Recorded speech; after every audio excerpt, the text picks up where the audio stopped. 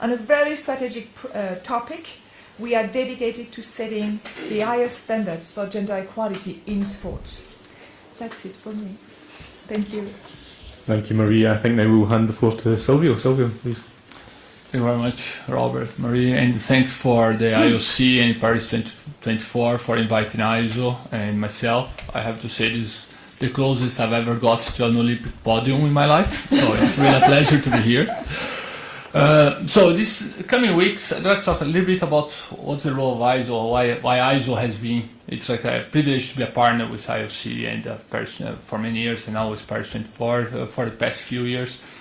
So the coming weeks, the world will be looking at here. It's like at Paris, athletes will be competing on the spirit of friendship, respect, excellence. And these are values that are very aligned with what we believe at ISO. It's like at ISO, what we do is to bring together the best experts in the world in all the fields where they operate, in specific, in this case, about events and sustainable events and sports, but not only, as was mentioned before, it's not only about sport, to achieve consensus through collaboration and to develop a standard, international standard, that can serve as a blueprint for the world in what's the best way of doing something. In this case, sustainable events with some, specifically for this new edition, some very important inclusions that have been that we are very grateful to have added thanks to the contribution of Paris 24 and the IOC.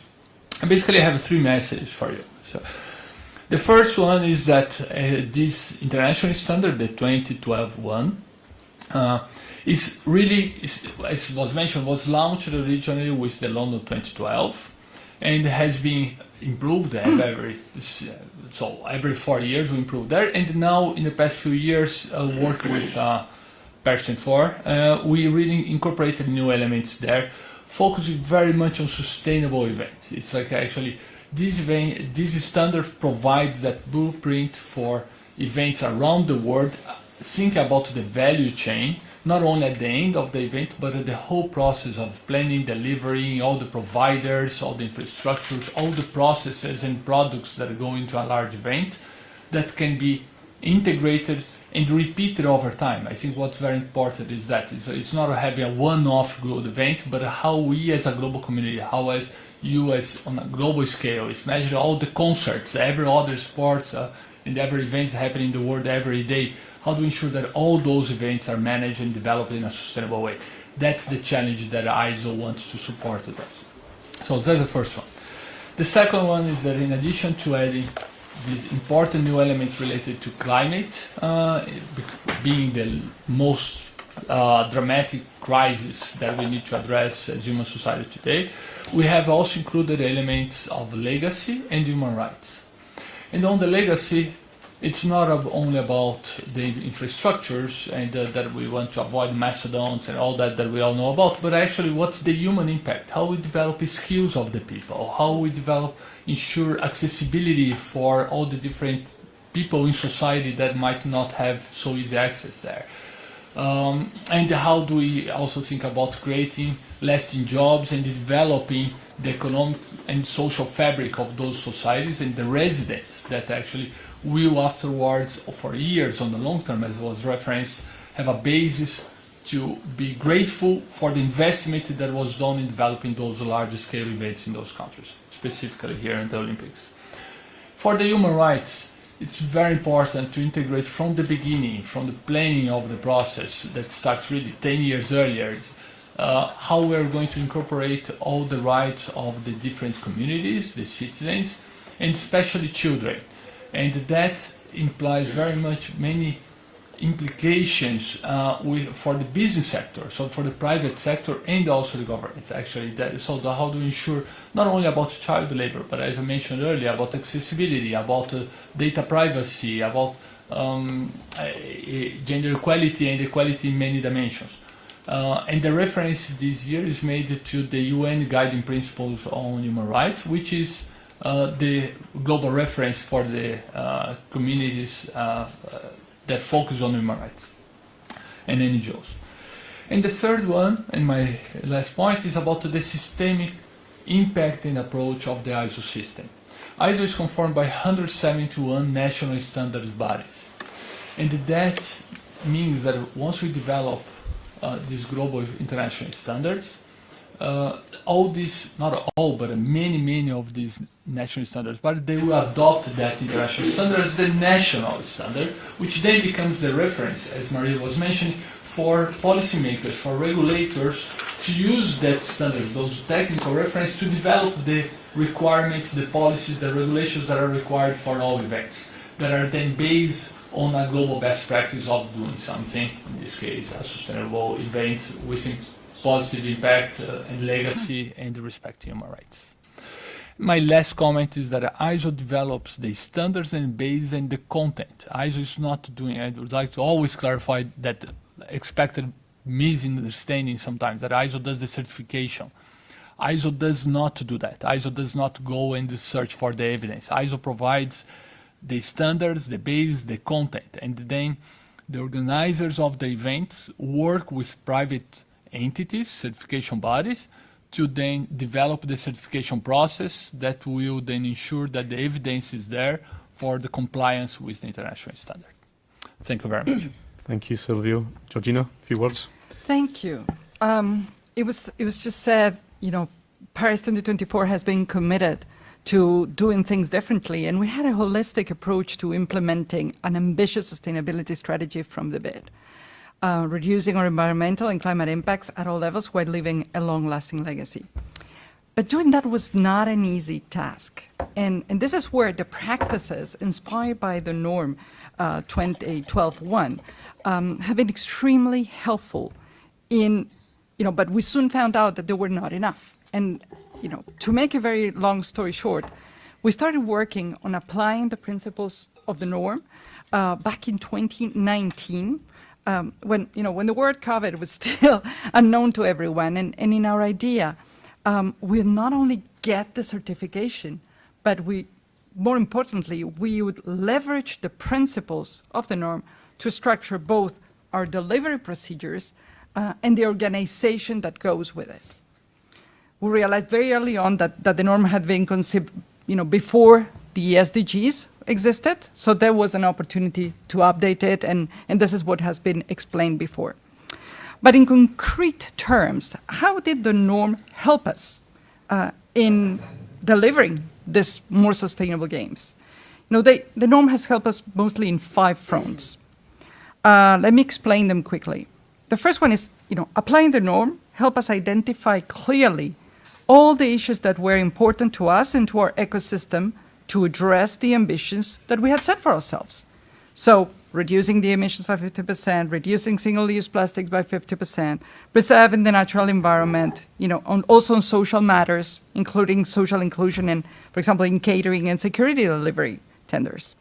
So the norm has helped us tie up all those ambitions with specific procedures needed to achieve them.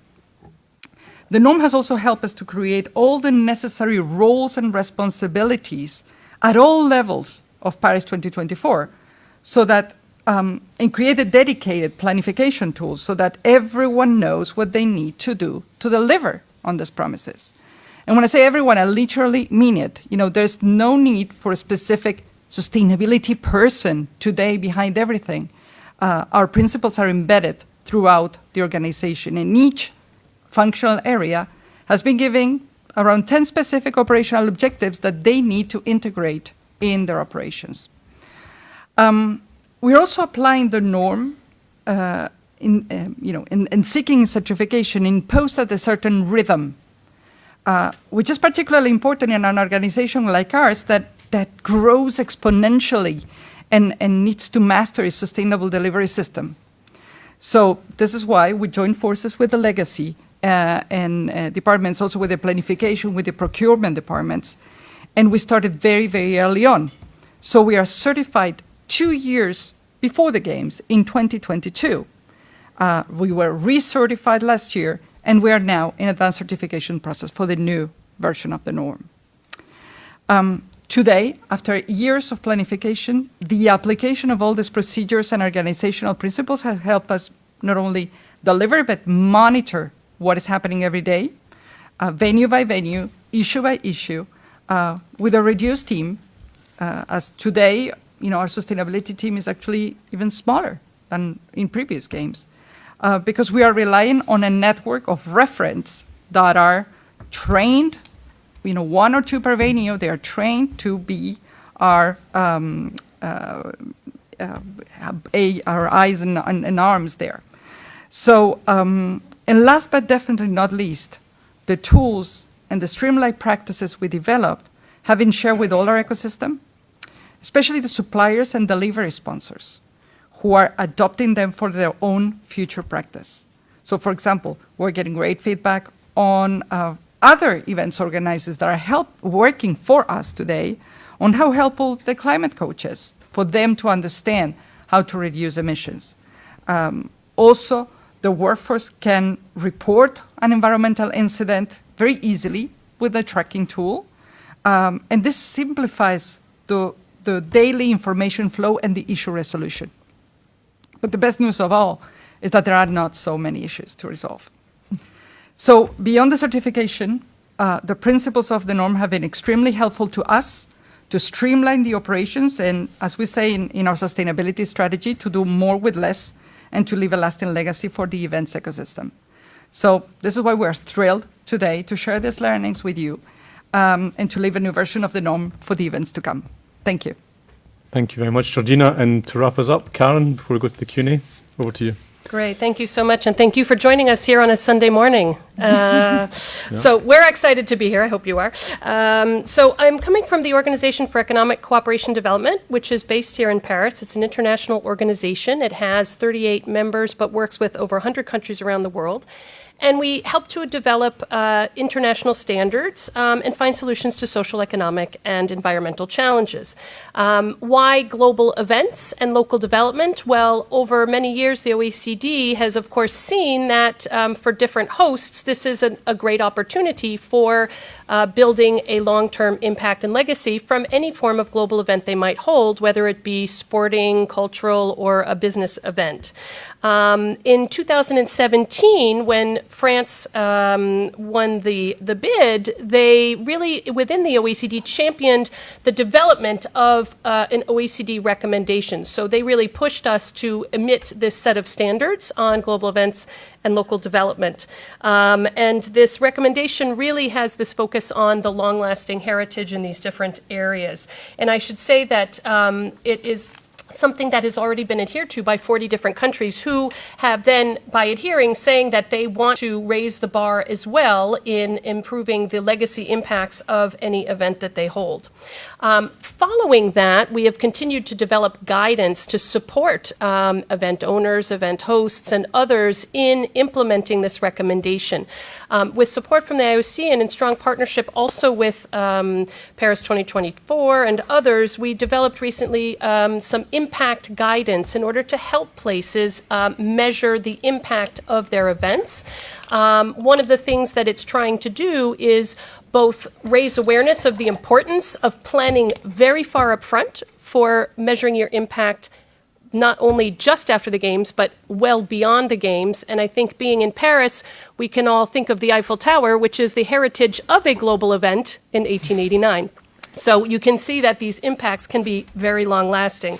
So there's this guidance that looks at a core set of indicators, and the reason we do this is because while every event is different and every event has different goals, in order to raise the bar in terms of sustainability from an economic, social, environmental perspective, it's important that we start to collect some information to help maybe better compare apples to apples, or at least one of the recommendations guidance is at least be very clear on how you're making your different calculations of different forms of impact. And these guides were developed through an extensive consultation process over a couple of years with over 175 different ministries of sport, culture, event hosts, cities, etc. And Paris 2024 was extremely engaged in that process. So I really just want to conclude by saying that, as the first event and Olympic, Paralympic game to really follow this guidance, I've also personally observed a really strong openness and willingness to share. We have engaged numerous peer events where different cities, event hosts, and different types of events have been able to engage so that they can learn about what Paris is doing for this particular game and really, again, raise the bar on sustainability in these 3 different areas. And so we're pleased to then help support really the wider share of global events, whether it's Olympic, Paralympic Games or others, in benefiting from the innovations that Paris 2024 has shown the world. And we look forward also to sharing early next year a report on specifically the international learnings from today's Olympic and Paralympic Games. Brilliant, many thanks, Karen. So a lot of interesting information there. We'll now go to Q&A. Just a question before we begin, though. Does anyone need French translation? We have consecutive translation into French if needed, but if not, then we would dispense with that. Is that Wakako saying you need French translation? Not French translation. Ok, no, everyone will speak in English, so that's okay. Est-ce qu'il y a quelqu'un qui a besoin de traduction, interprétation en français? Ça n'a pas l'air d'être le cas. Thank you. But I think it'll be okay. So we'll go to the Q&A. I think just to be clear and manage expectations, obviously we'll only take questions on the topic of today. We have other opportunities to ask questions on other topics. The IOC is back on Tuesday evening with a press briefing at the session, and we have Tony Estanguet who's doing a press conference in about half an hour's time. And obviously the press offices are available. The other thing to add, I saw some of you were taking pictures of the slides. Our team can help you with the slides directly if you need them. So it's the green jacketed people on the left-hand side there. And I think I'm going to go to Wakako first, and then I'll come to you afterwards. So Wakako, you had the first question. Please, off you go. Thank you very much. Wakako Yuki from Japanese newspaper Yomiuri Shimbun. One question each to Miss Mary Barzak, then Marie Salos, and then Karen, if I may. To you, you have talked to me that you would like to prove the value of sport by leaving legacy, especially the sustainability, as well as what sport is capable of. By just splitting all the projects and evaluating on the eve of the games now. What is your confidence there? What is the sense of accomplishment for you? And may I, Miss Salos, the IOC, you said you would use Paris 2024 as a springboard to spread this message to the world and all the events, which is wonderful. But at the same time, of course, these climate change or sustainability, the level of perception or level of society is different all over the world. And perhaps in some country, they might say, well, our standard is not exactly to the scratch of Paris or France, and we can't really, this is not applicable to us. What is your message to these situation, and why it is important to have sporting events to lead that as an example? And lastly, sorry, I'm Karen. I understand OECD had a pivotal role in developing KPI to evaluate the legacy afterward. And how I understand there are many discussions between OCOG and what is the difficulty there, especially how you would come up with KPI to evaluate intangible legacy. Intangible means inclusiveness, a sense of self-confidence, education, many things related to sport, which is real value of sport, I believe. Thank you. Thank you, Wakako. I think that's a new record with 3 questions rather than 2. So I think it was Marie Barsac. I think you had the first question. Marie, over to you.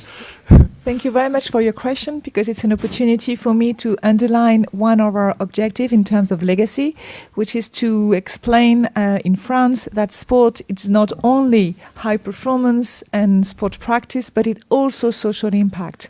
And what we've done so far is to create an endowment fund in 2020 to support all kinds of initiatives that is using sport to educate, to include, to help to find a job, to help people in deprived areas to practice more sports, to use sports for health. And all those projects are all around France. There is 1,500 of those projects financed all around France. And there is more projects in host cities. But it's for us a very important way to demonstrate the social impact of sport. And of course, in terms of evaluation of our strategy, this is very important because it's concrete benefits for the population all around France, and specifically for population which are generally away from such global events. Thanks, Marie. Marie? Yes, thank you very much for your question also. Really, I mentioned Olympic Agenda 2020 from 2015 because for us, it was a critical step in which we really drastically changed the approach in which we engage with the host. In the past, we used to ask the host territory what they can do for the games. And we had a blueprint, and basically it was, okay, you take it and you implement. Now, it's completely different. We ask the host what the Olympic Games can do for them. So it means we completely adapt to the host territory and what exists in the host territory. And the host territory, by the way, can be a city, can be a region, can be, it's much more flexible as well. So we adapt to the host and to the times the Olympic Games, are implemented. So it means for the upcoming games, the solution will be different from Paris, obviously, but we'll also get new solutions. Because, in 4 years, 8 years, 12 years, things will have progressed. And if you go to LA, for instance, it's very interesting how they embraced Olympic Agenda 2020 because they will implement a full radical reuse approach, no new venue. So it's fully in line with a strategy to maximize the use of existing or temporary infrastructure. And just an example, the Coliseum that was already used twice for two editions of the Games in 32 and 84 will be reused for the third time. And 2 other venues as well. So you see, each edition will find its own solutions. Thank you, Marie. And then I think Karen, Yep. you were last up. Yes, thank you so much. So the first thing I want to flag is that each individual host has to determine what is important to them in the development of their KPIs and therefore also engage with all of the stakeholders who are going to help make sure that that impact happens. And so that's one of the big important messages of the guidance. We had been able to participate in some of the discussions on the different methodological issues associated with the choices of KPIs that Paris had made. You asked about intangible types of results. So first, there is an increasing demand, of course, on any big event.